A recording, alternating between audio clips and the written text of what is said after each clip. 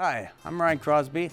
I'm going to show you today how to trim a lateral support or trim the back that has the soft polyurethane foam liner.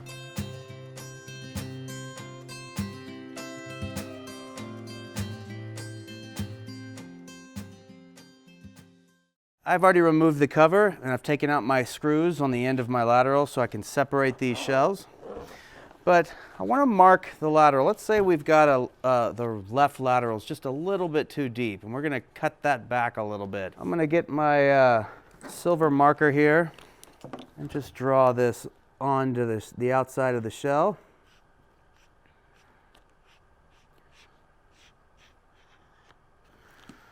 Okay, just like this. We'll take these two shells apart and just set that off to the side for right now. And I'm going to cut this using a jigsaw. The jigsaw must have 10 to 14 teeth per inch. That's very important. Otherwise, if you don't have that teeth pattern, also it cuts on the upstroke. If you don't have those, then you could likely have a hard time cutting this through. All right, I'm going to pin this shell up against the table, kind of lean into it a little bit. And I'm going to try to keep the foot of this saw as close to the shell as I can. If it's up above it and I'm trying to cut through, then it tends to vibrate a lot.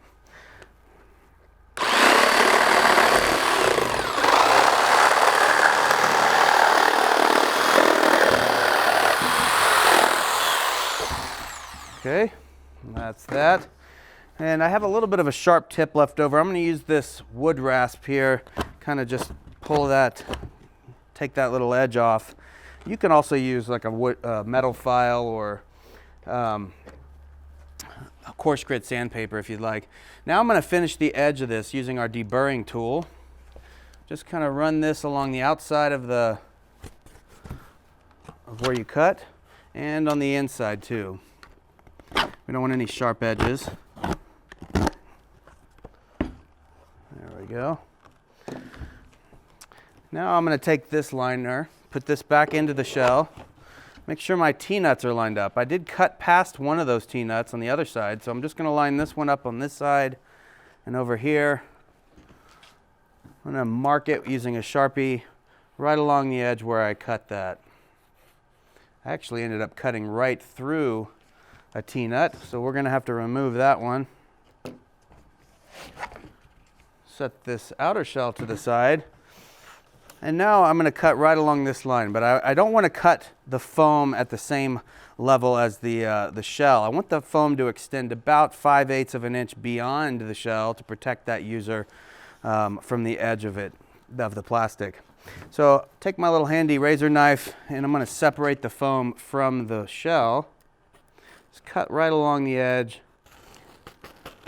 And I'm going to bring it back beyond where I marked, a good few inches on either side.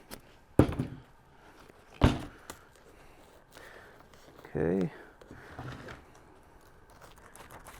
Gonna cut away the foam, and you can use the razor just to kind of cut away if it's glued down really well.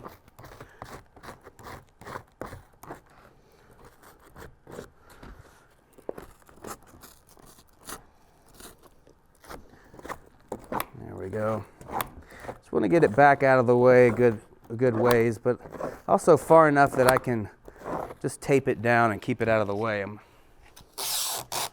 Use a 2-inch masking tape just to kind of get this excess foam taped back. Okay, and I want to take this T-nut out that's in my way. It's right across the path I'm going to cut.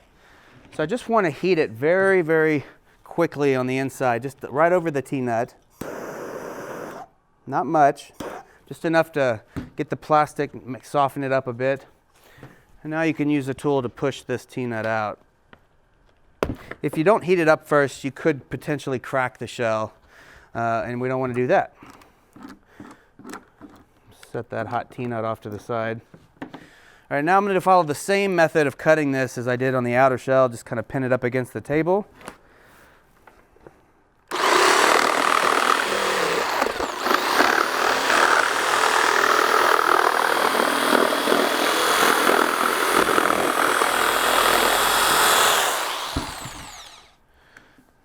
Just get the little sharp edges off. I do also want to run this deburring tool on this one just to clean up those edges. Don't want any sharp edges.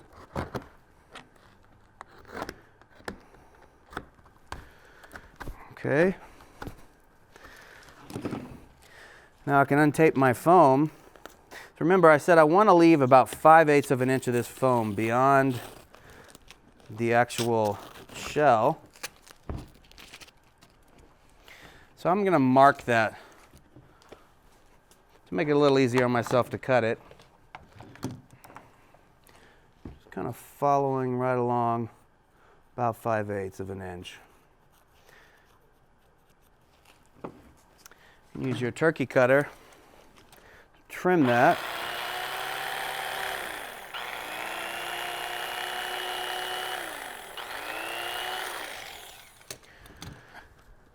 Okay, and depending on how much glue is left over, I mean, it might stick back to the edge, but I would hit it with a little bit of glue to get this foam to stick back. You could use 3M makes Super 77. You can get it at most hardware stores. That holds up pretty well, works pretty well. There we go. Okay, let's pretend that dried. Go ahead and put that back over that like that. I want to tape the back of the foam to the shell too. So I'm going to get this 2-inch masking tape and get the good stuff, the masking tape. You don't want to get the cheap masking tape. This will last for many years. Just take about a 2-inch piece and tape the back side of the foam to the shell like this. Once you finish that, taping that up, you are all set. You can put the cover back on, and you've just cut the lateral back and you've added a T-nut. So if any more questions, visit our website or give us a call at Ride Designs and we'll be glad to help you out. Thanks a lot. Have a great day.